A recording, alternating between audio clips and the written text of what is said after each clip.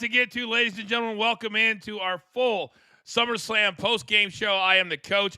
We have no time to waste. Raphael is joining me here tonight as well. If you come in on our YouTube channel, hit that like button right now. Oh, he's gone. Let me know, producer man, when Dan is good to go. There he is. All right, we're going to go live out to MetLife Stadium, where just moments ago, the shock of all shocks, Brock Lesnar, after years of being gone, is back. Dirt Sheet Dan, you're there live. What was that moment just like when Brock's music hit? The whole place erupted. It's like whatever happened. It's in the past. It's in the past. Like you've been saying for weeks. The minute someone shows up, it really doesn't matter. That's exactly right. We have been talking about it. So we kind of had that feeling. Did it feel like, Dan, there in person, that the crowd was wanting something to happen at the end of that match? You can definitely see it, especially from my spot. You saw there's a guy on the camera well waiting after Cody walked away. There's a guy standing on the stage. Like, you can see the guy on the stage. So, like, you can tell that there's a camera getting ready for it. So I didn't know who it was. I was expecting maybe The Rock to confront him, for us to get a Rock and Cena confrontation. But letting it being Brock blew me out of the water, especially everybody in my section. It kind of makes more sense, right? Because you were texting us on Friday night. You're like, hey, Coach, John Cena's going back babyface. It makes sense now why they would do that, right? Because with Brock coming out, Brock is the consummate heel. Yep. And honestly, that main event blew out Cody and Cena's first one by far. By far. It was great. So really, wrap it up. I know you got to get out of there. Wrap up real quick what the whole night was like for you in person. Honestly, it was a really fun night. Honestly, I'm so happy I went to night 2 over night 1. I thought night 1 was a drag watching it at home, and I thought night 2 was 10 times better. Well, I don't know how you guys felt. Well, we're getting ready to talk about it right now. That's for damn sure. But thank you very much, buddy. I got one more. Yeah, go. My favorite part of the match had to be the creative spot where they went up to Cody Vader and had him pop up. That was very creative by TKO. It really, really was. You're absolutely right. We can't wait to have you part of the last word on Monday. Get out of there safely. We'll see you Monday, all right, buddy? See you, Coach. All right, that is Dirt Sheet. How cool is that? Dirt Sheet's in there live and in person. Give him some love in the chat, everybody. That's our man, Dirt Sheet Dan. How cool is that? It's making me look bad. Well, right now, they just started the post-game show on Peacock. You guys don't need to go over there. This is going to be way better than that. But as you can imagine, they had the video ready. If you're just joining us, oh, my goodness, I'm in all my feels right now because we got what we wanted, Raphael. We got John Cena back being a babyface, back where he belongs. You have Cody Rhodes, the champion, moving forward. But it really felt like kind of like night 1 with CM Punk doing the whole – I was like, are they dragging this out too long? There feels like something's going to happen. And then when you hear the music and you're on Cena's face, I couldn't hear because I was talking and had it down. And when they turned, it was Brock Lesnar, and they had the 4 levels, and you see the beast incarnate. I tell you, Raphael, I haven't been this shocked in a very, very long time. Yeah, I agree. Brock Lesnar was not even close to my radar who was going to show up. I thought it was going to be Travis Scott more than Brock Lesnar. I thought The Rock would have showed up just because how bad they dissed him on SmackDown in the beginning of their confrontation, saying that he not showing up and stuff like that, that they weren't his real friends. So I'm a little bit shocked that it was Brock Lesnar. So that's what I wanted. I wanted something to shock me. I think yesterday with the Seth Rollins and all that, we heard everyone in the comments when I posted odds on what was Seth Rollins going to cash in.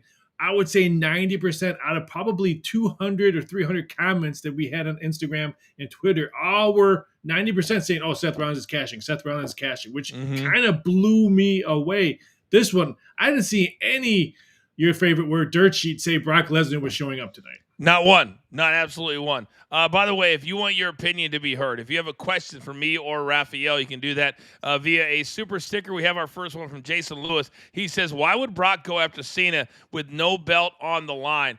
Jason, sometimes it's not even about the belt on the line. He's been gone for years. He's been involved in all the bullshit on the sign for years.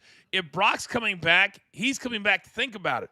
What's his career, Raphael, always been about? What's his character always been about? himself and wrecking who's ever in front of him. And what you guys didn't get to hear was Michael Cole saying basically he was one of John Cena's biggest rivals over the years. Yep. There were times where Brock would just tear John Cena's apart. So this is about, in my opinion, Raphael, that if Brock has a mouthpiece, which I don't know who that would be, but he's probably coming back to try and ruin the last 4 months of his career, because that's what the Beast does. And that would make a lot of sense to me. What about you? Yeah, I'm more concerned about his mic work for those 4 months to keep him, just interrupting John Cena's retirement party now. Before we had the heel party, now it's truly, truly John Cena's retirement party. And I guess Brock is here to ruin 4 months of that party. RYN says you have to be a WWE lifer to understand. We're talking about 25 years, guys.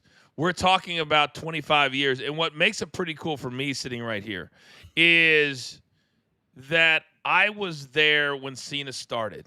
I was there the first night that Brock came in. And getting to watch these guys now be healthy enough, be alive, be a part of the end of one of the greatest careers of all time. And you could argue, Rafi, that Brock Lesnar has been one of the most impactful superstars in the history of the business, because there's never been anybody else like him. The first time I went up on his shoulders that he gave me an F5, it was the scariest thing that I've ever done in my freaking life. In my life, this guy, you guys can't even imagine. If you imagine what a killer might feel like with having his hand, I mean, this dude is scary. But I feel like, Raphael, I don't want fans to get caught up in the bullshit. I don't want to hear it. I don't want to read it. Sometimes you have to move on. And right now, there has never been a time that the WWE needed a shot in the arm more than right now, in my opinion. And to have a guy like Brock instead of Rock, to me, was a way bigger surprise and a way bigger pop than what The Rock would have gotten. Do you agree? I agree, because if The Rock would have came out, that's a TKO prop.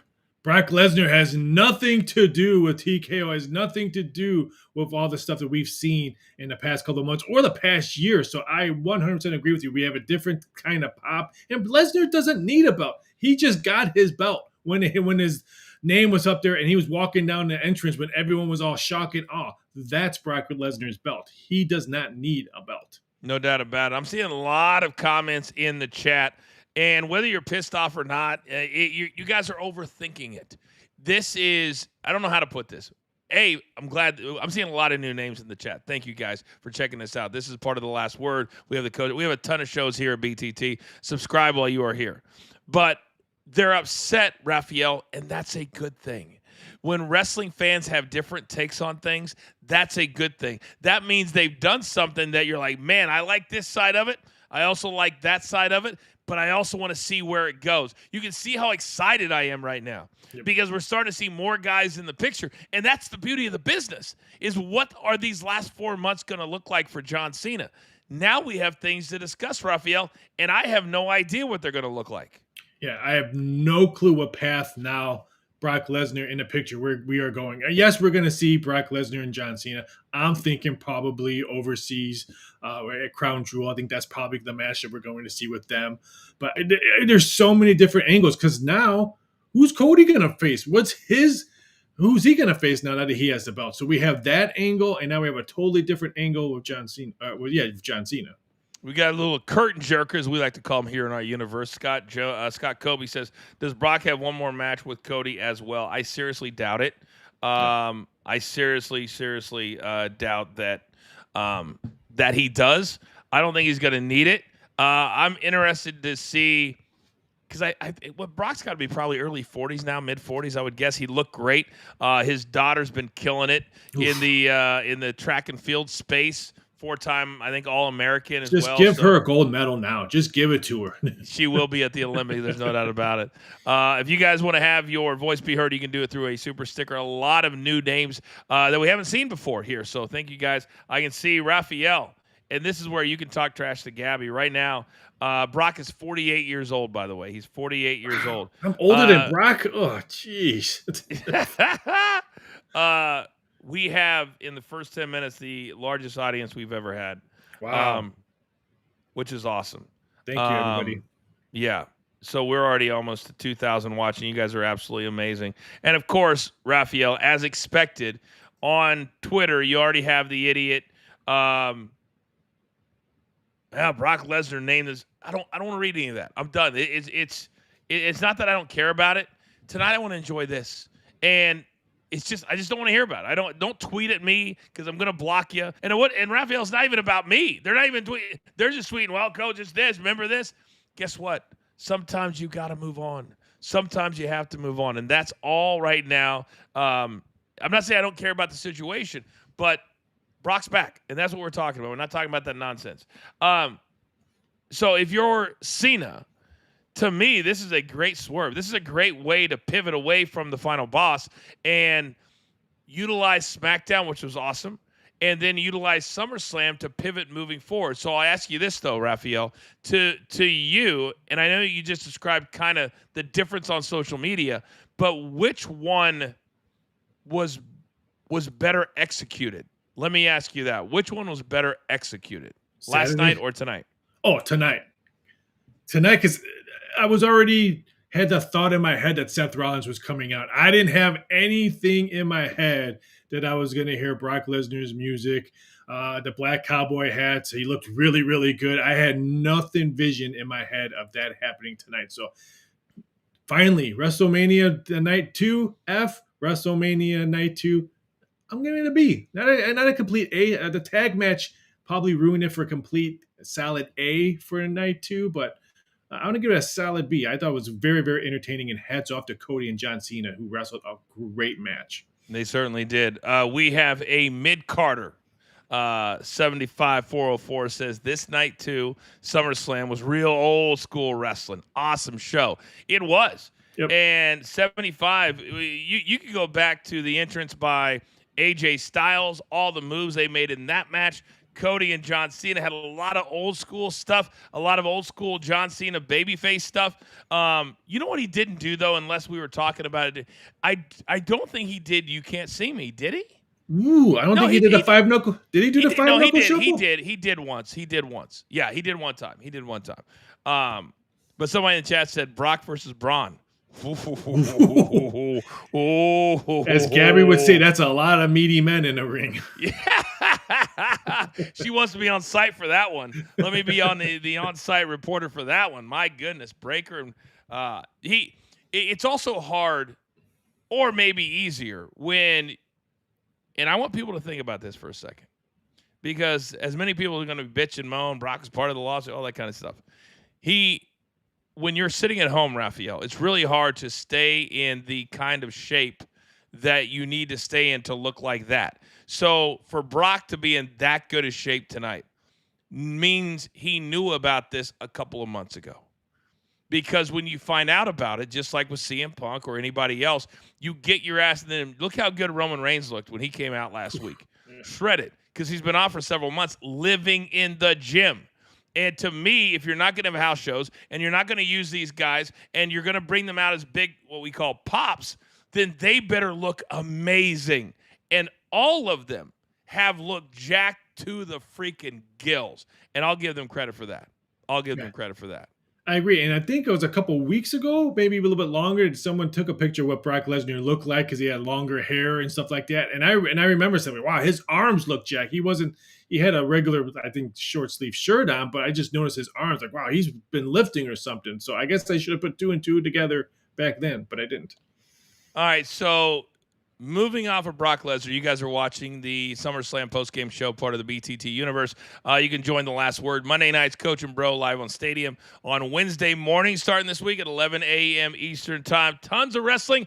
Or also, you can listen to my brand new radio show on Channel 156, Pro Wrestling Nation 24/7. Off the ropes with the coach. Raphael, what do you think we're going to be talking about tomorrow? I mean, is there anything to hit on tomorrow? My goodness. I thought it was going to be a whole show of Seth Rollins, but I guess I'm wrong again. So we've hit on the 2 main events, and maybe we'll get back to them. And if you guys have your questions in the chat again, you can do it via super sticker. But I want to hit on what I think is the most surprising performance of these 2 nights. And that to me was Jelly Roll last night on night number 2. And when I watch what he's done, and I think about Pat McAfee, or I think about Bad Bunny, and I think about what the guys are willing to take from guys like that, meaning the moves. What Drew and Logan did last night, Raphael, they deserve as much credit as Jelly Roll does, because they took full slams jumping off the corner. They took shoulders. They let him pop him with really good working punches. His punches are better than half the boys right now. And I was blown away that he was willing to lay on the announce table and let Logan Paul stand there for 60 seconds.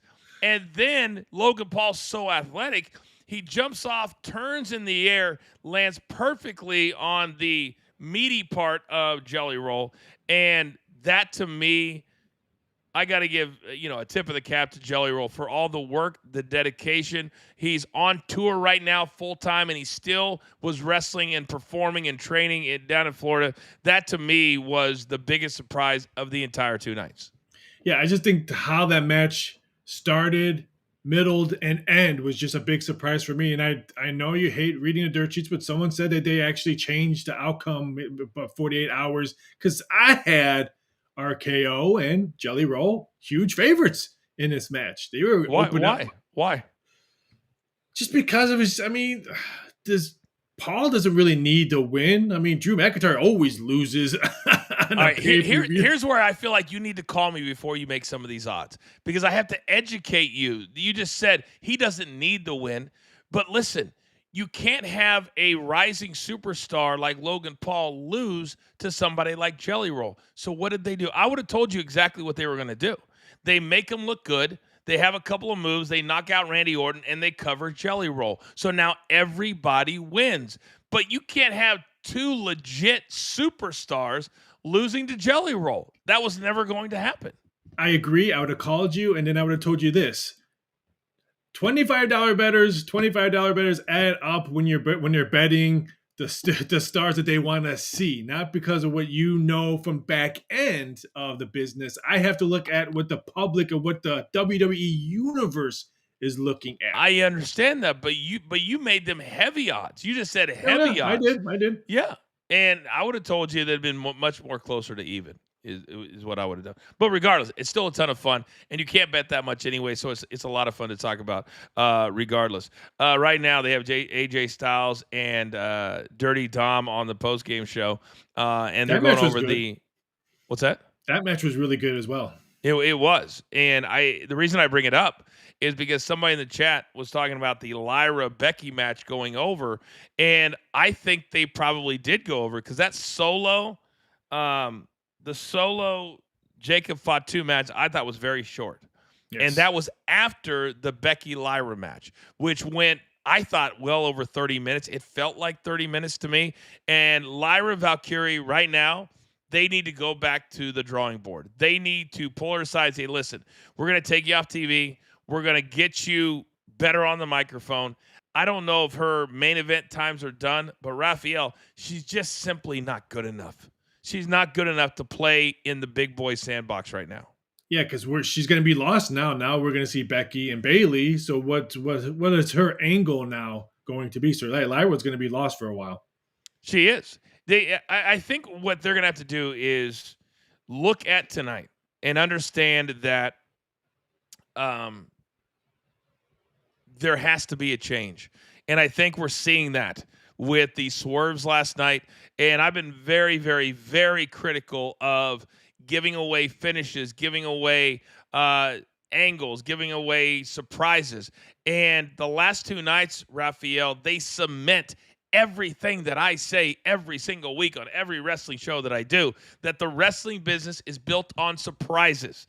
And if you can surprise the audience, they're going to leave there, no matter how crappy any of the other matches was, they're going to leave there happy.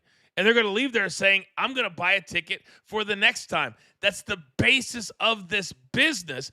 And when people start saying, Coach, we already know that it's premeditated. Can you imagine if you knew 1,000% Seth was going to cash that in? Can you imagine, Raphael, if you knew Brock Lesnar was getting ready to walk out at the end, how different that would have been?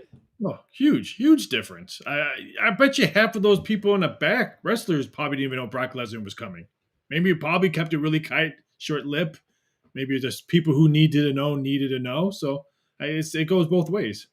I would love to know how he got into New Jersey with nobody on It's a social big media boy. saying, "Hey, yeah." I mean, he doesn't just walk off a plane, and definitely you're coming in on a private jet. There's no question, private jet. Um, you're probably tipping because I've seen this happen. You're tipping the guys at the plane to not say anything, and if you don't think that happens, trust and believe. I've seen Vince do it, and you have this because at White Plains where the WWE jet lands every time, they have the same four guys, or did have the same four guys touch the bags to the car, take them out of the car. That's how paranoid Vince used to be. He wanted the Sheesh. same guys there every single time, so they trust them. I think he flies into White Plains, gets right off into a car, nobody sees him, and then he's been in a hotel or maybe a house for the last 24 hours, or he might have flown in today. When do you Might have actually flown in bring today. him into the arena or stadium? You don't bring him in. You don't bring him in until after the show starts. Oh, At so all. he's there for 3 hours. No, until after the show starts. It Oh, could be after. Okay, okay, okay. after. Yeah, you bring him in a limo because there's so many limos and car services going in and out that you could get him in there in a tinted window. We did it with The Rock and me and Eugene years ago. Nobody even saw him, and so then when the show starts, nobody's paying attention to that. Everybody's paying attention to what's going on in the arena or the stadium. So producer man just wrote this to me. Just aired a trailer for John Cena in Peacemaker season 2, dropping August 24th on HBO as well. Good timing on the turn back. There's no question. There's no question. The other one is this though, that with Rock not showing up tonight, they showed his trailer for his new MMA movie that's coming out in October. Where does this place him now that he's officially no longer part of that storyline? And really, right now, he's not a part of anything when it comes to the WWE.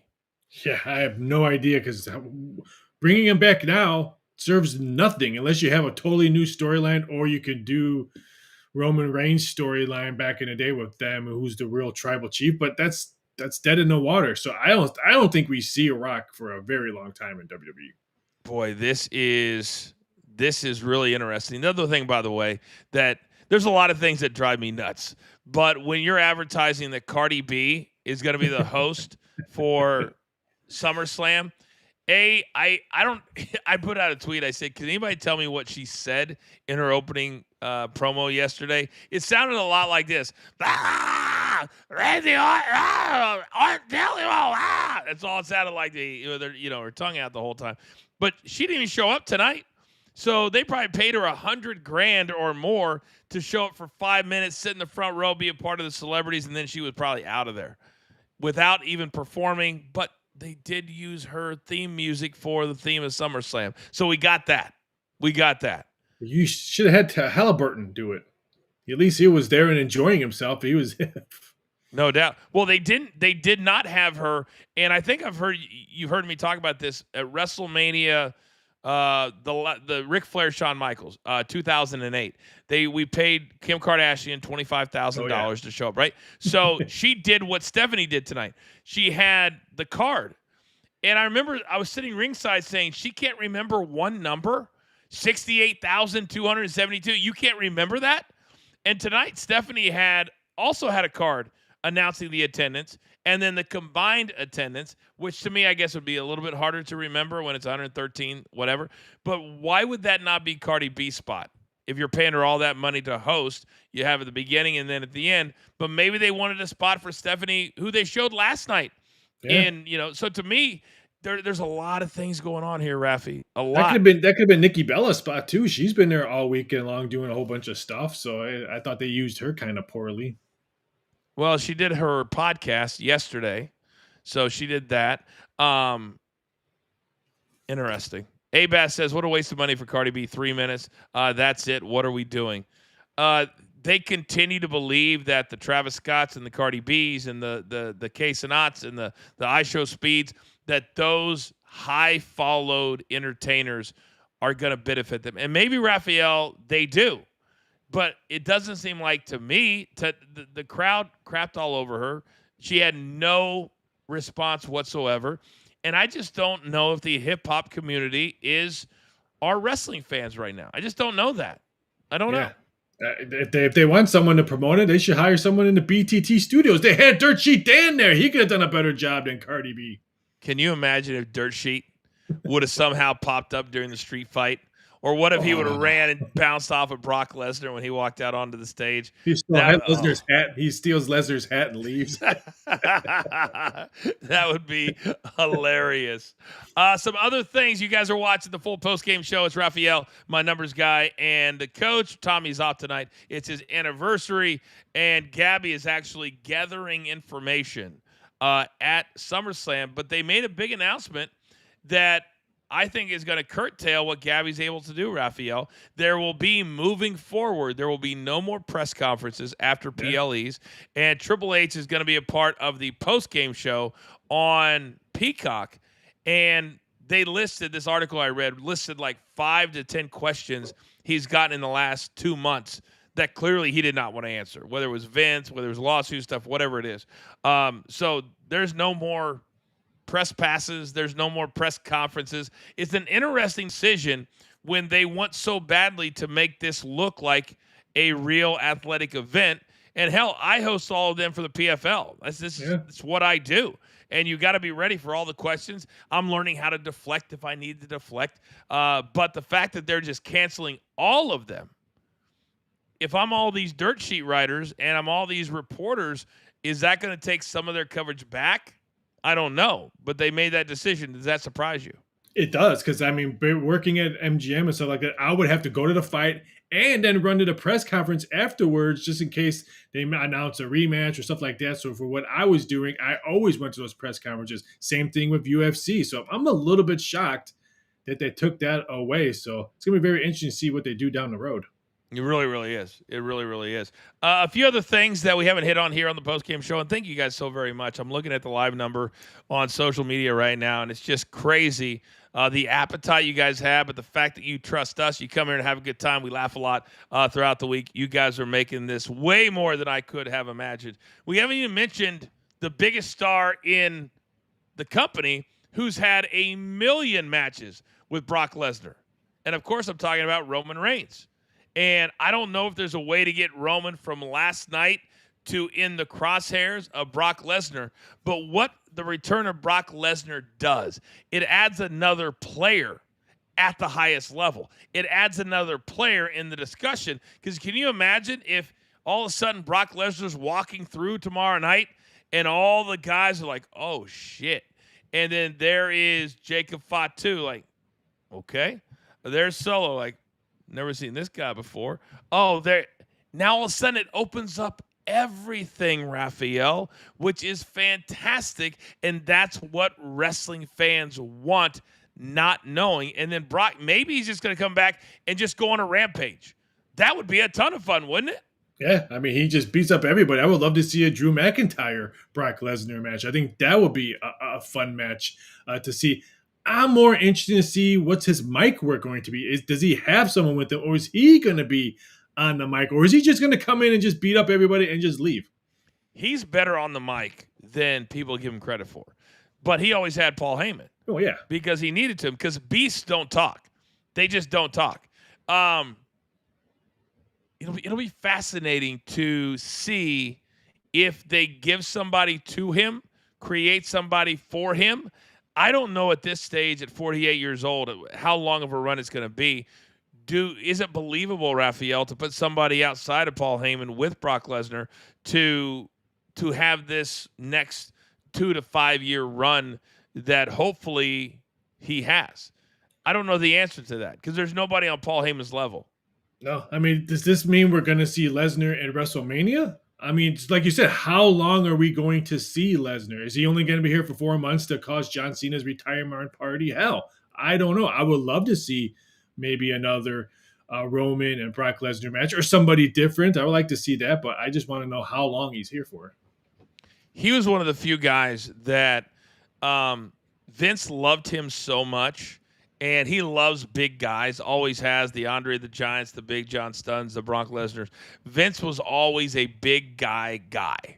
And Brock, and maybe it's because he was so scary, but he got his own trailer. He got his own locker room. He didn't hang out with other people. He wasn't very social. But shockingly, nobody said anything about it. Nobody's going to walk in a bitch and go, why does Brock get that and we don't? So very, very, very interesting. So Dirt Sheet just sent a screenshot of Triple H, and it says WWE announced last night they've stopped doing post-show press conferences, and Dirt Sheet says, I wonder why. Can you imagine? Because I've already seen it on my Twitter. At least 3 people have sent me screenshots of Brock being involved in the lawsuit or kind of being involved. Can you imagine if Triple H would have walked out there right now after Brock Lesnar made his return?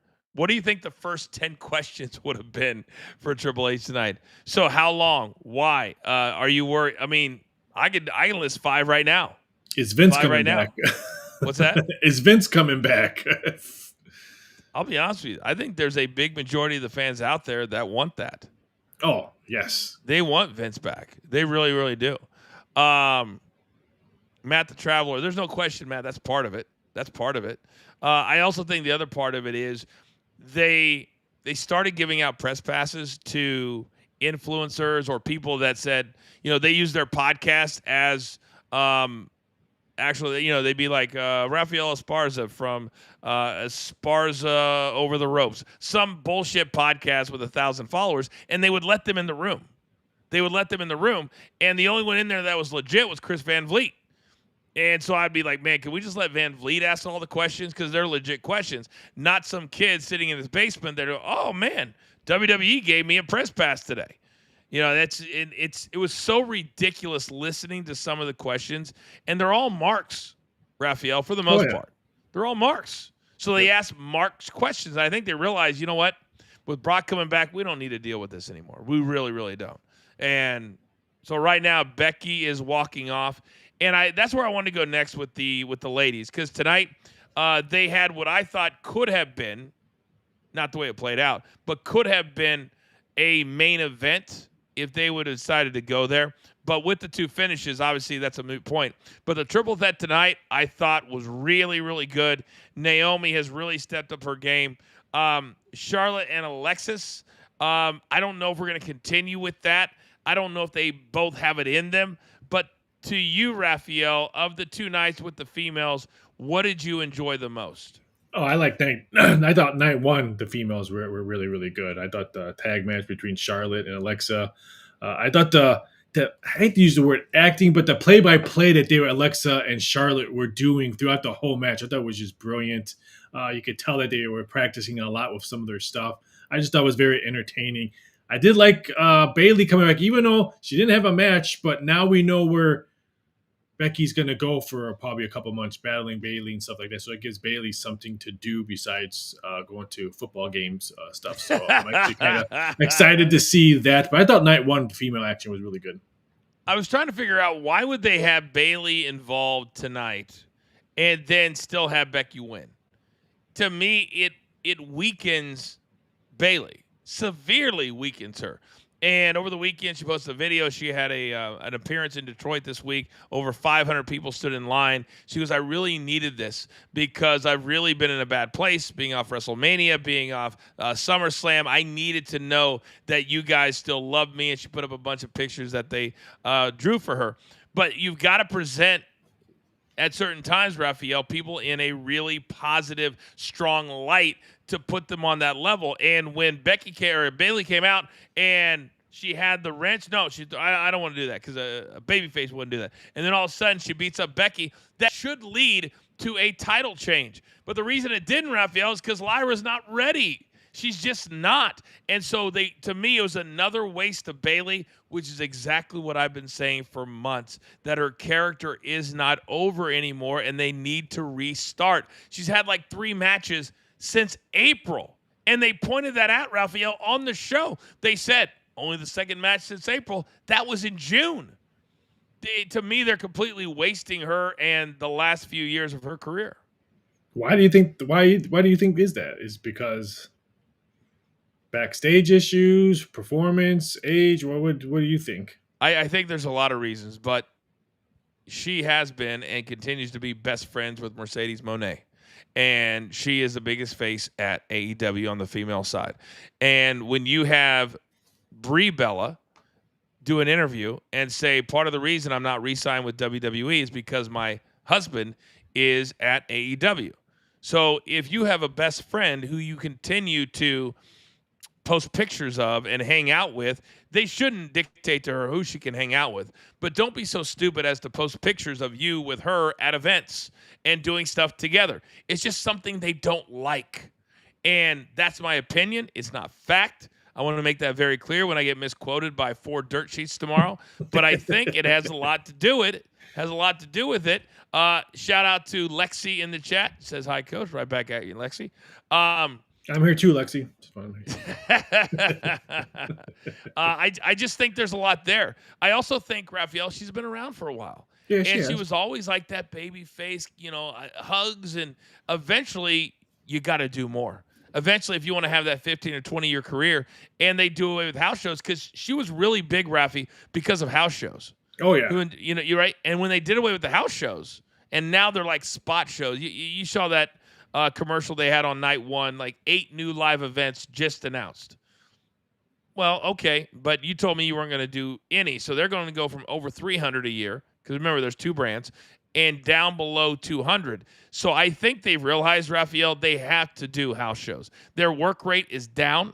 When you're not asking somebody to wrestle a lot, the cardio is down. We saw it in Unreal talking about Jey Uso. You've got to be wrestling 3 or 4 days a week, or when you're asked to come out on a big PLE and wrestle for 20 or 25 minutes, you're going to get gassed, which is what we saw CM Punk last night. He was gassed in 5 minutes last night. Hats off to Cody and Cena. They didn't look that gassed. And again, 37 minutes in the ring for Cena. That was pretty impressive. So you could tell he was prepared cardio-wise for this match.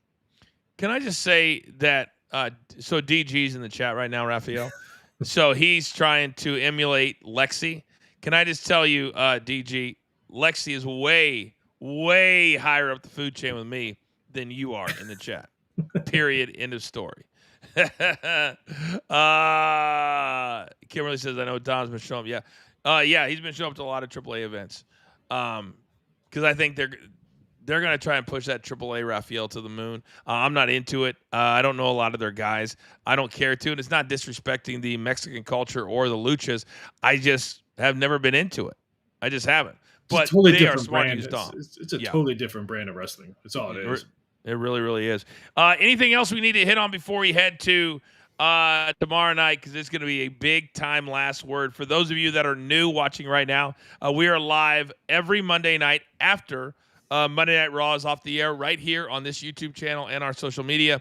And then if you want to really get down and dirty, we have the Coach and Bro Show, which we tape tomorrow at 5 Eastern time. It also airs Wednesday morning starting this week at 11 a.m. on Stadium, which is on Amazon Prime, DirecTV.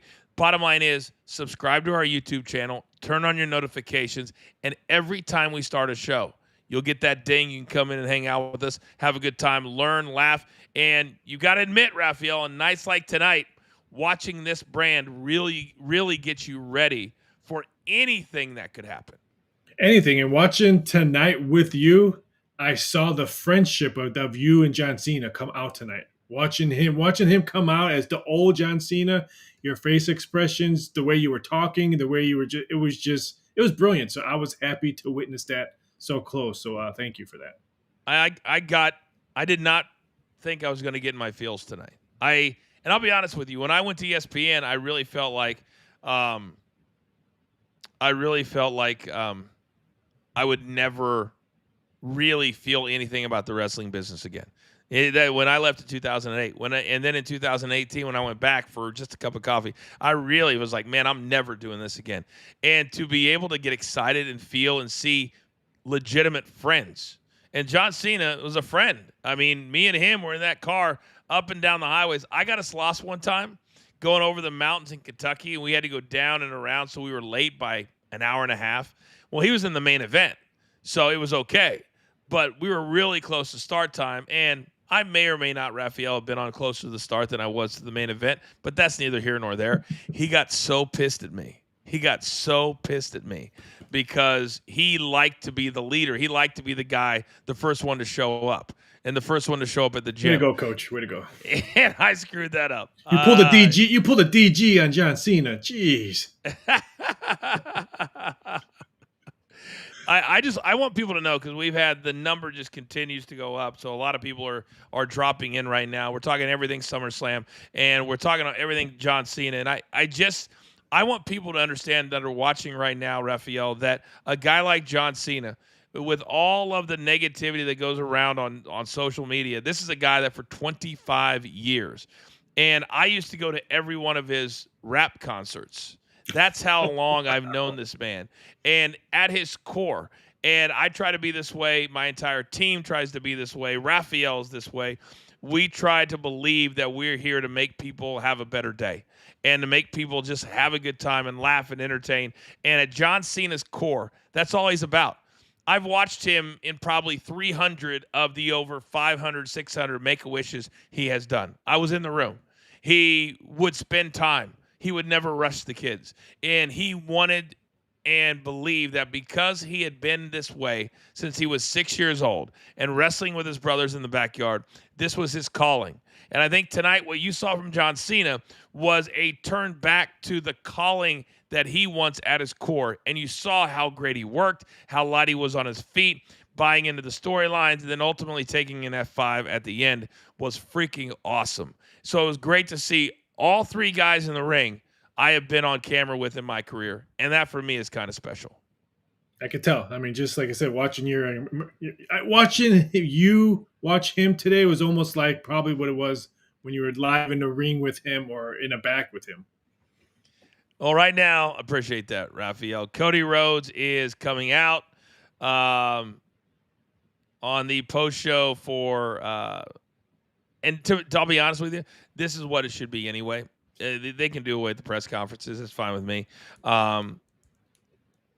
I'm such a big Cody Rhodes fan, and to see what he's done the last 2 to 3 years, to see him back as the champion tonight, and for people to understand that when you're the champion to a guy like Cody, it means the world. That means that they're putting the wheels of the bus are you. You're the one driving this company all over the world, and this guy takes a great deal of pride in that. And this is a very, very difficult business to get into, to stay into, and to get to the top of. And when you look at a guy like Cody Rhodes, that's the epitome. If I'm a young cat, Raphael, and I'm looking at this business and I say, I want to be in this business, it's way more than wrestling matches and doing moves. You got to work on everything in order to get to this level. But there's very few guys that can get to this level. And so watching him right now, there's a lot of pride there as well. Yeah, I would hate to have that position because now you said it's not only your ring performance, you have to do interviews, present yourself just as the company man, not just as Cody Rhodes. You are Cody Rhodes WWE. You're not just Cody Rhodes. So we'll talk about pressure. Just Rom says, was that Cena's last date? No, he's got at least 10 left. He just posted about it today. So that will not be his last date. His last date is in December at Saturday night's main event in Boston, his hometown. That's going to be an awesome night. When those tickets are birthed. Oh, my gosh. I know that he has a SmackDown that he's advertised on, that the tickets are $2,200 for SmackDown each. So $4,400 if you want to buy two, like in the 6th row. Crazy. Absolutely crazy. Would he give you comp tickets? No, they don't even do that anymore. No, do you know Cena. that? Will Cena give you comp tickets? No, he won't. Because he won't get them. They give them to nobody. Back when I was there, this is a true story. When I was there, we could get tickets about anything. One of my best friends was the ticket guy. The only ones we couldn't was usually New York and LA because they're giving away to advertisers and companies that were like that. But any other arena we could. They now are like the NFL. So if Cody Rhodes wants to get 4 tickets for his family, yeah, no problem. We got you. Guess what comes out of his paycheck every 2 weeks? Those tickets. Yeah. But that's TKO, baby. That's TKO. All right. We're not going to stay here too long because we're already 45 minutes in. Again, we did the watch along tonight. We want all of you to be a premium member. We're going to be doing more and more live watch alongs. We're going to do live Q&As. We had a bunch of people in the chat with us tonight. So you can always become a premium member on our BTT YouTube page. Also, if you're a sports fan, we have a daily sports betting show called Coach and Company live on the Stadium Network. We have a YouTube channel for that. We're very close to allowing premium memberships there, and we'll have a ton more content there. Everything is changing, and we're changing with it, and we want all of you out there right now to be a part of everything that we do so you can laugh and love, because I'm telling you what, life's hard, but we have a lot of fun here at BTT. All right, Raphael, give me your final take from the first 2-night SummerSlam ever for the WWE. The ending, Saturday, Seth. Tonight, Brock Lesnar. I'm hoping John Cena is at Raw tomorrow. That's what I am hoping for right now. I don't want to wait, like you said, till SmackDown. I want him on Raw. Now will Brock Lesnar be at Raw? I hope that the first music we hear tomorrow night is Brock Lesnar's. I really, really do. I agree. That would set the tone for me. All in all, I am not a fan of 2-night PLEs at all. I never will be. But at least they delivered both nights with something major happening. At least they tried to swerve us. At least they tried to surprise us. And for me, as long as I do these shows and I run these brands, I will stand on it. The wrestling business is built on surprises. Point blank, period, end of story. And we got that tonight. So for that, just like we talk about on Coach and Company, Raphael, it's a big thumbs up for me. All right, we'll see you all tomorrow morning, 10 a.m. Eastern, live on Stadium, YouTube, and social media for Coach and Company. And I have a feeling we'll still talk about this on that show. And then, of course, 2 p.m. Eastern time tomorrow, channel 156, Sirius XM, my new radio show, 2 to 4 Eastern time. I would encourage you to tune in there on Sirius XM, channel 156. We'll talk everything SummerSlam, then the Coach and Bro show at 5 Eastern time, and then the last word around 10:30 Eastern time tomorrow night. It's our busiest day of the week, and damn it, thank you, WWE, for giving us all this content to talk about. And thank you to all of you, finally, for tuning in tonight. I'm looking at it right now. This is the biggest live post-game show we've ever had here at the brand. So thank you guys for making it so. That'll do it for now. For my numbers guy, Raphael. For Dirt Sheet Dan on site at MetLife Stadium. Producer man behind the scenes. I am simply the coach. This is going to do it for us. We'll see you live tomorrow morning. This is BTT. I am the coach. Take care. We'll see you tomorrow.